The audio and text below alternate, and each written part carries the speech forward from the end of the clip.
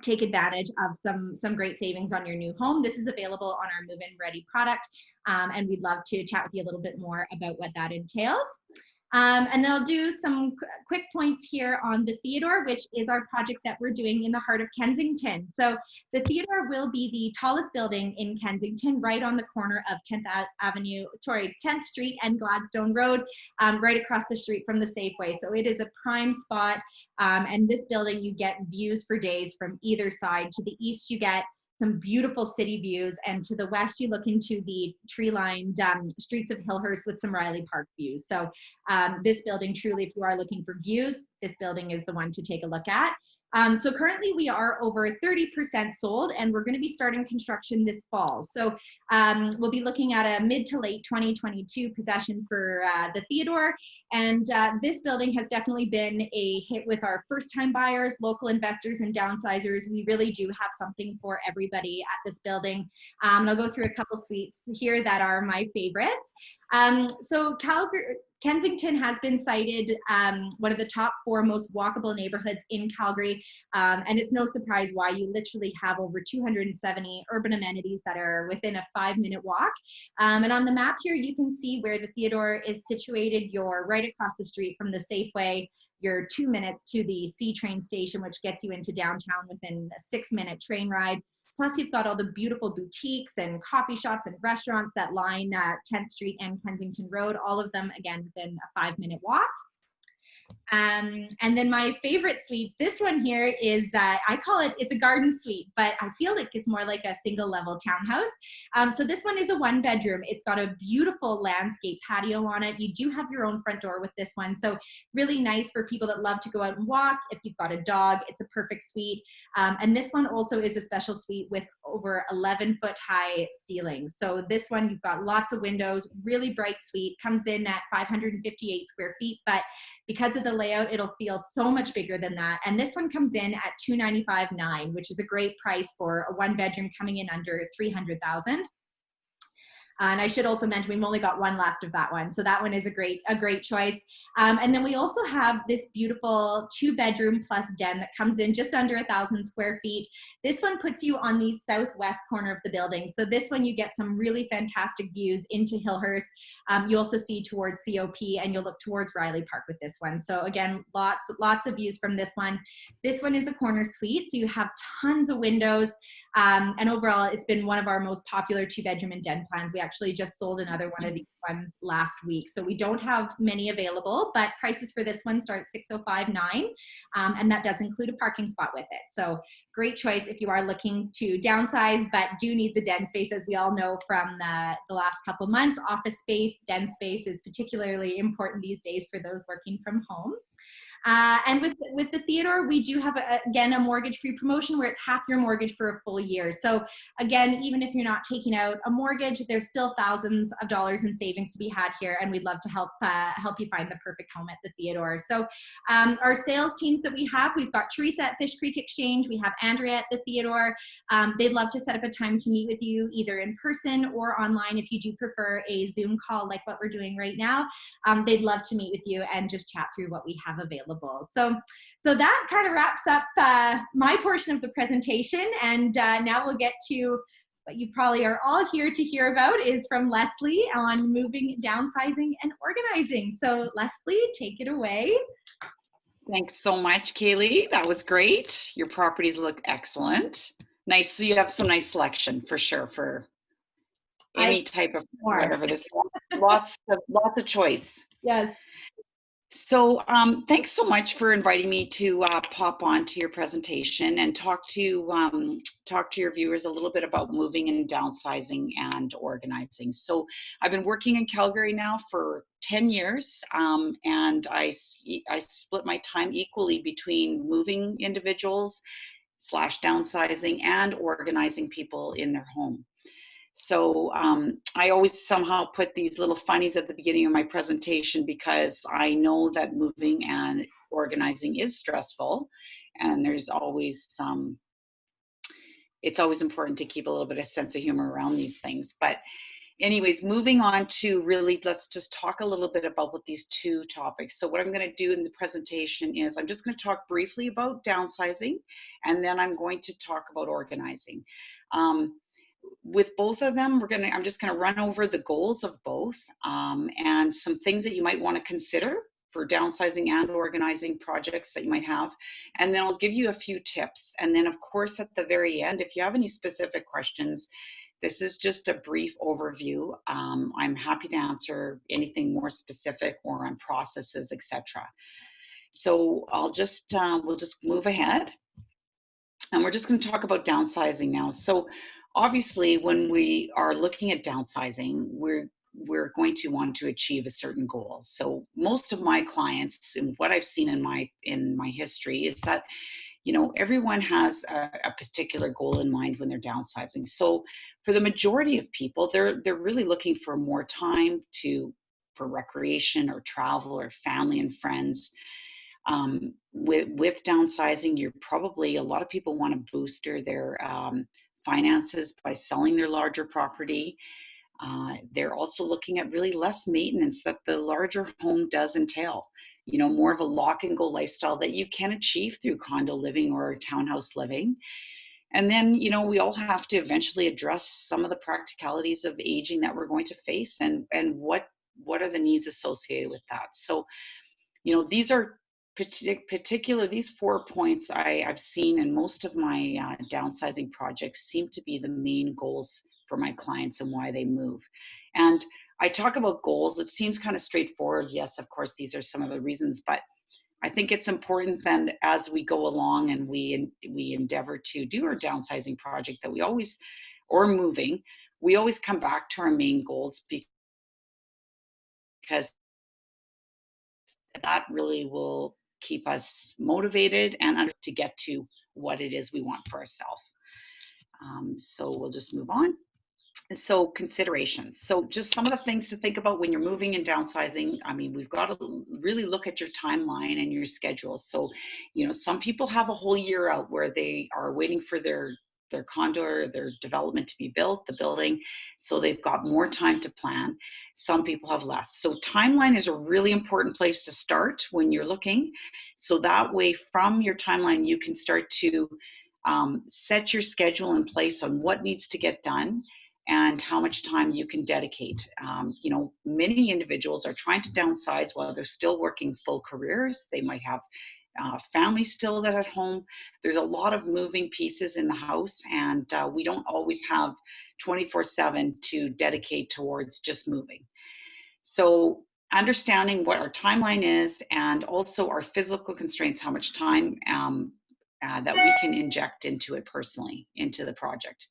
So other little things you're going to think about, like while you're downsizing, do I need to achieve some value from the things that I own?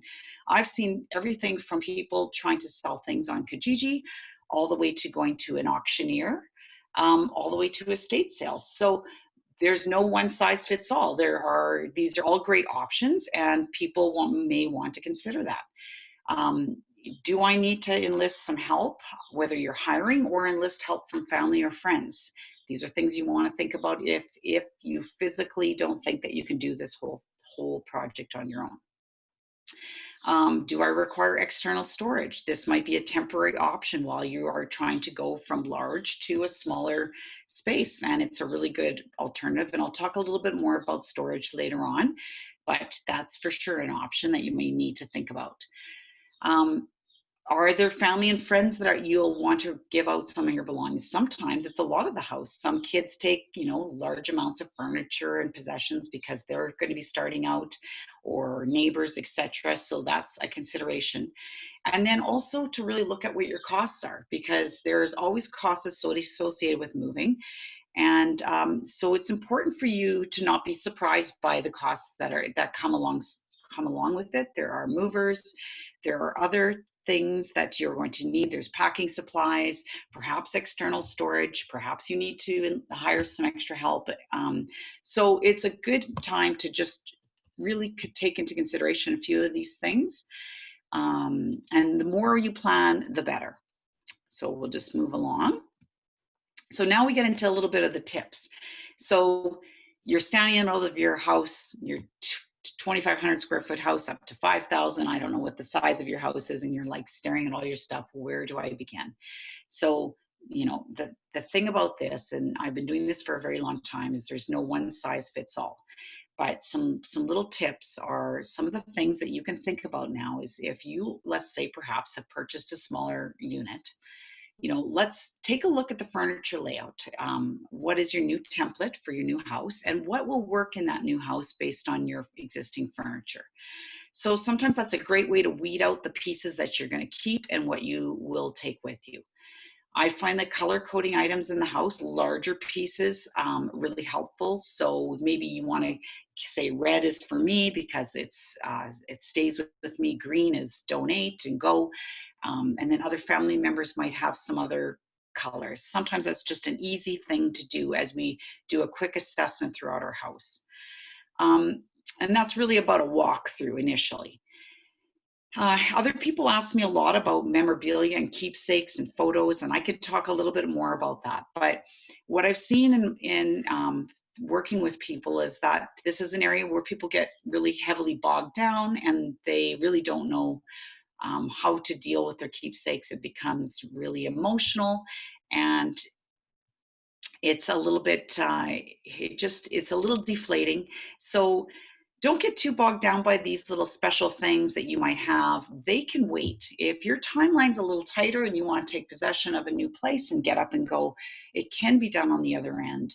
I would, as if I was working with a family, I would tell the family that we're going to focus on most of the majority of the house and get you moved, and then let's deal with the memorabilia and keepsakes after.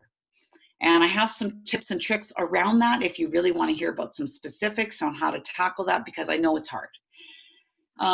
Also, I find in a lot of my projects, the people that are moving like to give things away. So they'll give family or friends things, pieces of furniture, books, whatever, decor. It runs a gamut, Christmas decorations, etc. So I think it's really important that you give these individuals sort of a hard/soft deadline to take these items away.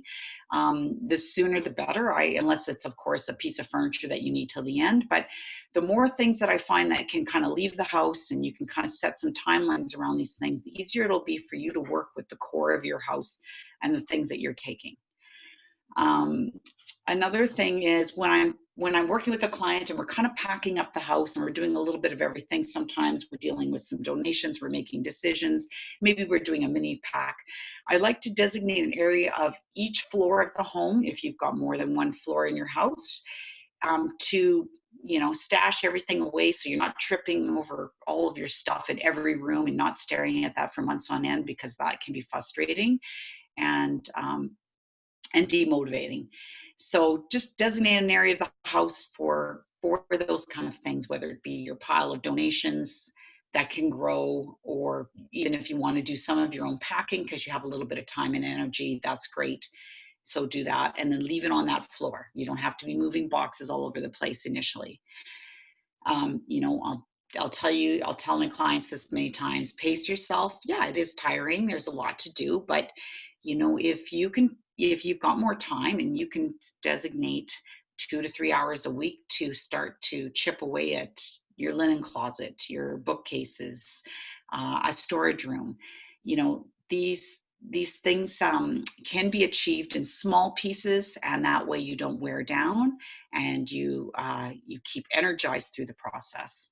So that's really important. And then finally, when I do move people, I often am there through a good part of it, sometimes through little bits, and then I can supervise the move, and sometimes I help people on the other end set up.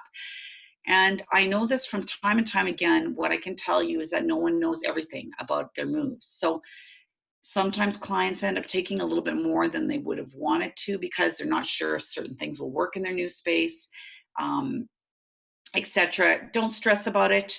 You can let it go at the other end, right? So that can often be a big source of stress within families, and I just don't think it needs to be. It's a moot point. So okay, so we'll move on. So I know I jumped real quick over organize or downsizing, so we can always go back if you have like specific questions. In regards to organizing now, so organizing, goals and organizing. I mean, some of these things might seem straightforward to you, but nonetheless, I'll just quickly review them. I mean, or the whole idea of organizing in our homes is really to provide better function for us. I mean, it's nice to have a home for your passport. It's nice to have homes for your first aid kit, the batteries. Where's the flashlight? Um, where's the winter decor accessories or your Christmas stuff? Like, where's all the lights? I mean, whatever it is, when we have homes for things, everyone can access them. And that also just makes it easier for us. We know where to go for things, and we're not spending time searching all over the house for items or being frustrated that we can't find what we need. And which often ends up with us buying doubles and wasting money that we don't need to. So being organized, I've seen it time again, it really does give you more time to do what really you want to do in your house. You're focused on your family, you're cooking meals. So all these things make life easier. Now, again, it really does reduce your stress level and your feeling of being overwhelmed. Now, we're in a tremendously challenging time in our lives, and most people are working from home or virtually, and some people are at the dining room table, and some people are in a spare bedroom, which is a spare bedroom, spare storage room. It's the kids play, maybe some extra play space. It's a guest bedroom, and maybe there's a desk in there. It could be everything. So, taking some time to create this space for yourself, if you have to work from home, will really provide a lot of calm and energy for you to focus on what's important if you're having to work remotely or etc. So, I mean, carving out these little spaces in your house for what you need to do is really important. And I could talk about organizing forever because I love it. And I know the tremendous benefit that it provides individuals. So that's just a little briefing on the goals. Now, as far as the tips, so I want to organize said area. Let's say we're going to talk about a storage area right now.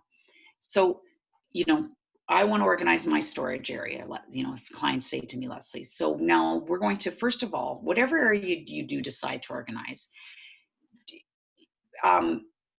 define the area, first of all, but then calendar it and decide that you're going to do it, because, if we don't commit to it, we don't often do it. Now, also in that whole topic, give yourself a timeline. So if you have 3 hours to organize, then maybe you can't tackle the whole storage room, but you can tackle a section, or you can tackle a smaller area. So what I don't like to see, and it's not a great idea to start really big, people often get frustrated and they don't come back to those areas. So maybe to get a little bit of momentum for yourself, if you're doing these home organizing tips, start small. Take your hour or two and organize a couple cupboards. This small process can often spur you into more bigger projects. So, it's not that you can't tackle the bigger room, but then you need to allot appropriate time so you're not frustrated and you're not leaving it half done and it just doesn't get accomplished. So you're going to define the area. First of all, clear the space. Let's sort by type.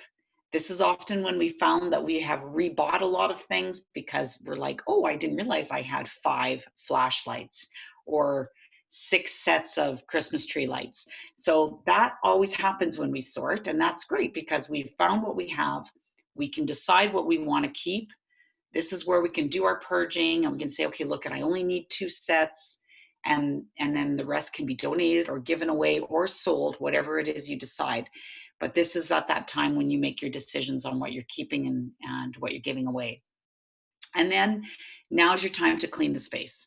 It's empty, you've sorted, you're ready to reorganize and put it back to organize the space. So this is where a little bit of thought goes in. Let's think about function, what needs to go on shelves that are mid-range so you can access them easier. If you only bake at Christmas, then the baking accessories can be up higher. So think about function and how you need to access these spaces so that you organize accordingly. And then finally, like if you need some containers or some bins or baskets to organize those things, that's when I go out and buy those. I measure the space. What do I have to put in that bin? And then I go out shopping. I personally buy clear bins almost all the time for guests or my clients, unless maybe we're in an area that we're looking a little bit more aesthetic pleasing and we don't want to stare at all of the stuff in the bin. So maybe we'll do something a little prettier with a white basket or something that you can't see through. So that's just an aesthetic that can be addressed.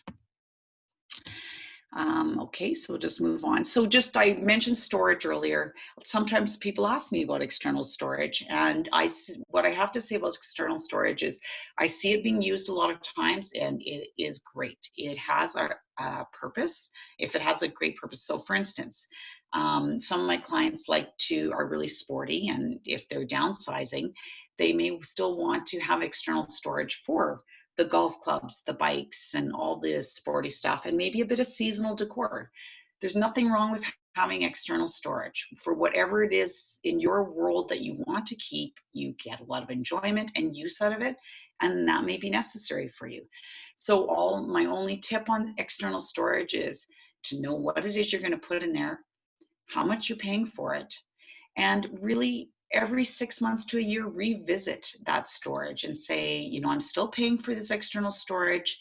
Am I using those things in storage? And if not, do I still need it? So, really it's about just, making sure that you're not wasting your money on external storage if you don't need it. So finally, I always come back to this point that everything starts with a plan, whether you're doing a downsizing or moving project or an organizing project. Sit down and try to make a plan that's right for you. When I come to work with a client, it's really a tailored service. What is it that you need help with? What are we trying to achieve here? So this is why I come back to your goals. This is why your goals need to align with your plan, and that's just really helpful if you just take a minute to set the plan up, set a bit of a schedule, and then you can start to tackle your projects. And finally, I would say that there's nothing super easy about downsizing and moving or organizing. They're physically and emotionally taxing, and so just know that and cut yourself a break when you need to. Give yourself some breaks in between your projects. And if you need help, there are people that you can reach out to help you with it. Don't be afraid to ask for friends or enlist help with a professional organizer or a mover or whoever you think is appropriate to give you a hand. So that is just me kind of going through things pretty quickly, but hopefully I've touched on a few of the main points on downsizing and organizing, and I'd be happy to answer any questions if anyone has any or comments.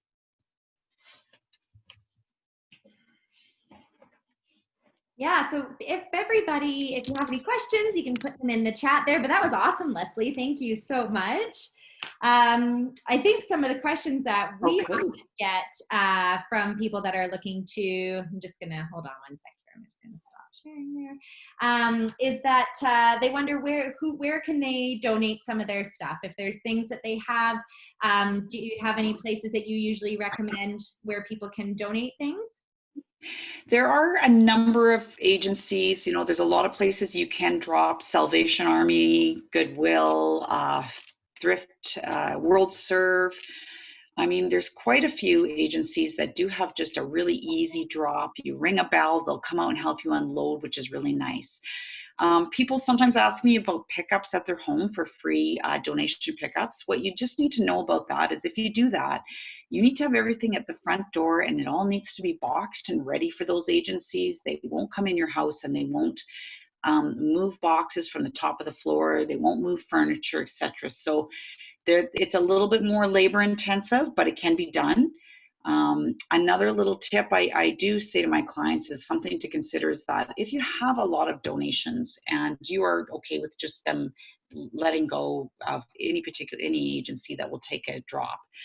You know, often I tandem that with the movers. So movers will come and move your things, and they'll also load on the truck your donations, so that you aren't taxed and exhausted constantly driving donations to drop them off.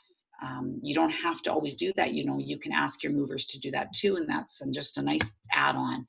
I realize it does cost money. It's extra time for a mover, but it's also awfully convenient, and it makes it less physically taxing for the client.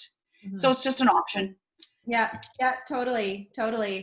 Yeah, and I think too, another thing we often get asked is, how long does it take to downsize? What's typically a time frame that you suggest to people? Of course, it's not something that can be done within a weekend. Right. 25 years of a house. Exactly. So honestly, if you have more than 2 months, for sure is recommended. Ideally, 3 to 6 months is really nice. If you've got a year, if you know if you've bought a place that's being constructed and you've got a full year out, you're in really great shape. Doesn't mean that you want to leave it to the end, but I love a window of 3 to 6 months with my clients, but it can be done, 1 to 2 months for sure. Yeah. That's very doable. Yeah, definitely. And Leslie, what kind of, maybe tell us a little bit about some of the services that you provide, and if people want to get in touch, maybe I'll just share the screen. Yeah. So your contact information is there. Okay. Yeah, I can. So you can reach me. I have a website, LesIsMore site.com. So you can find my website, or you can call me and reach out. Now, I do just consults for clients, which is really helpful. So for sure, when budget's an issue and people I understand are watching their money right now, and sometimes it's just the guidance. So the consult can be really important just to get families on track on what they have to do. So some of my clients will just hire me for the initial consult of 1 to 2 hours. We'll go through the house. I will give them sort of their to-dos to get going.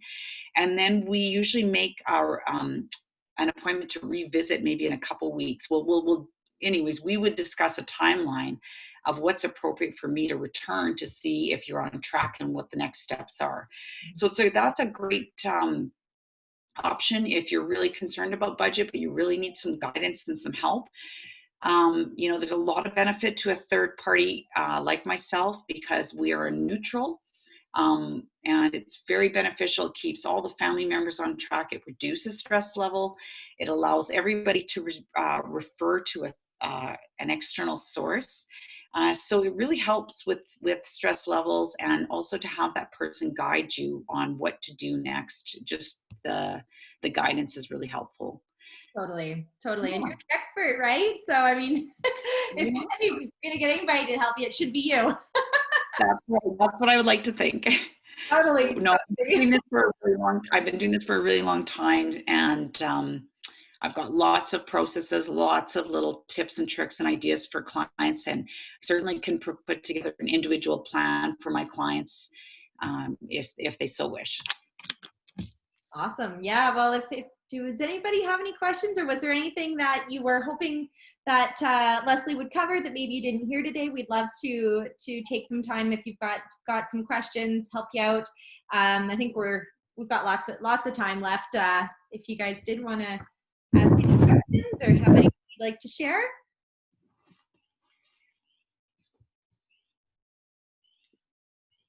No, and that's okay too. So what will? Oh, I know. I see one. Yes. There we go. Rosemary, I've just tried to. Yeah, sorry, I'm technically challenged. Thank you, Leslie, for this. This has been really interesting, and it's kind of good to hear that I sort of aligned with some of your suggestions. So that's really nice and valuable. I appreciate that.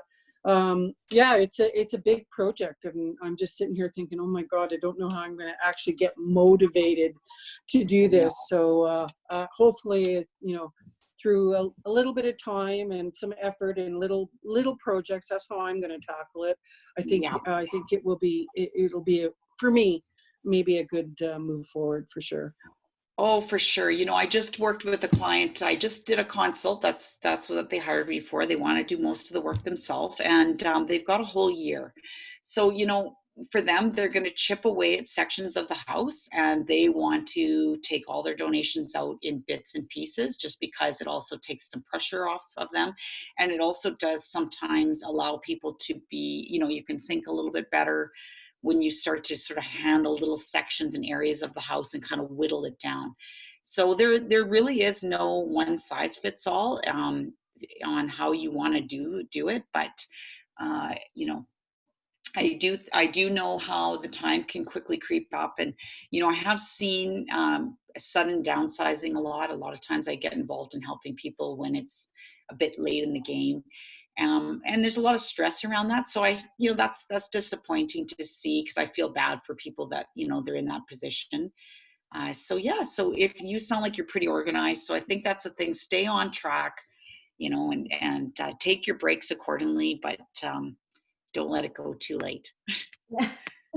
Yeah, yeah, that's the general plan. And actually, a question to you, Leslie, is so I do have a significant amount of antiques and things that I would consider of some value or kind of interesting to share. And I know the kids aren't interested in having it.